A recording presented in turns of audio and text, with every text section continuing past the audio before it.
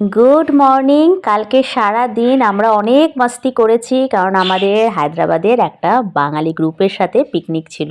আজকে সোমবার, বুট্টুর এই যে যথারীতি ওর রুটিনে ফিরে গেল। ও স্কুলে যাওয়ার পালা, এখন নিচে বাসের জন্য দাঁড়িয়ে থাকবে বাবার সাথে। আর আমি ওপর থেকে তোমাদেরকে রোজ একই জিনিস দেখাই, দিদির হাতের রঙ্গোলি, আর এদিকে আবার কুচো কাঁচা কিছু রয়েছে। আর ওরা সব কটা না ব্ল্যাক কালারের, অনেক কটা 7-8খানা আছে। ওখানে ছোট্ট ওদের একটা গুহার মতন বাড়ি আছে। বিকালবেলা যখন যাব তোমাদেরকে আমি দেখাবো। ওরা এখনও আমার সাথে খুব একটা পরিচিত হয়নি, বাট আমি তো মানে বুঝিয়ে দিয়েছি অলরেডি যে আমি কিন্তু তোমাদের খুব ভালো একজন বন্ধু। বিকালবেলা গিয়ে মাঝে মাঝে ওদের সাথে না হাই হ্যালো করি, আস্তে আস্তে বন্ধুত্ব করছি। আর বুট্টুর স্কুল বাস চলে যেতেই কৌশিককে ধরিয়ে দিয়েছিলাম 1 কাপ র চা। আর আজকে না কি বানাবো মাথায় আমার খেলছিল না। তারপরে দেখলাম কালকে রাতে গরম গরম ভাত করা হয়েছিল, কারণ বুট্টু খেয়েছিল, কৌশিক খেয়েছিল, আর আমিও অল্প একটু ভাত খেয়ে নিয়েছিলাম।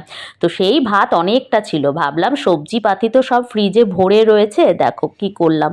পেঁয়াজ, ক্যাপসিকাম, তা আলু শুধু দিইনি, ফুলকপি, গাজর, বিনস যা যা ছিল, টমেটো সব দিয়ে, আর তারপর একটুখানি নুন, আর আমার কাছে খাপসা মশলা ছিল।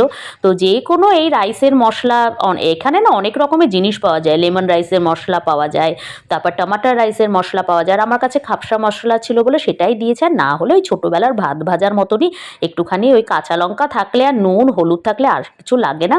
চিনি আর আজকের দিনই ভালো করে ওই ভাতটাই নাড়িয়ে ছাড়িয়ে, হ্যাঁ একটা ডিমও দিয়ে দিয়েছিলাম। তারপর একটু ফ্রেশ ধনেপাতা দিয়েছিলাম, বেশ ভালোই কিন্তু হয়েছিল। আমি না প্রথমে ওকে বললাম কি দিই বলো তো, আর এরকম কোশ্চেন ওকে করলেই ও বলে আমি খেয়ে নেবো, একদম তোমাকে বানাতে হবে না, এরকম বলে।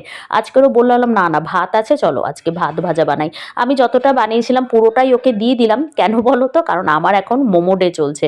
ওই যে বানিয়ে রাখা রয়েছে কিছু মোমো, সেগুলো শেষ না করা অবধি আমার শান্তি নেই। আর আমার শীতকালে মোমো খেতে খুব ভালো লাগে।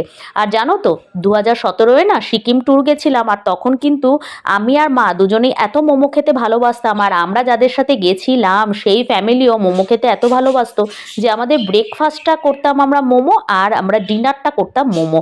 শুধু দুপুরবেলায় না, আমরা ভাত রুটি এইসব খেতাম। তো আমাদের দুজনেরই, আমার আর মায়ের মোমোটা ভীষণ পছন্দের খাবার।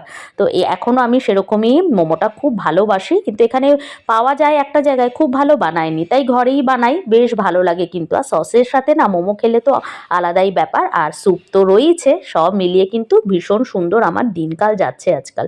কৌশিক চলে যেতেই আমি এখন রচা নিয়ে বসে পড়বো। আর শনিবার আর রবিবার না আমার না ওই কোরিয়ান সিরিজ যেটা দেখছিলাম সেটা শেষ করা হয়নি। আর এগুলো একবার দেখা শুরু করলে নেশার মতন। এটা কিন্তু ভীষণ সুন্দর একটা সিরিজ। আমি এরকম প্রচুর সিরিজ দেখে বেড়াই। তো সকাল সকাল কোরিয়ান মুভি, সাথে আমার চা, আর আমি টাটা।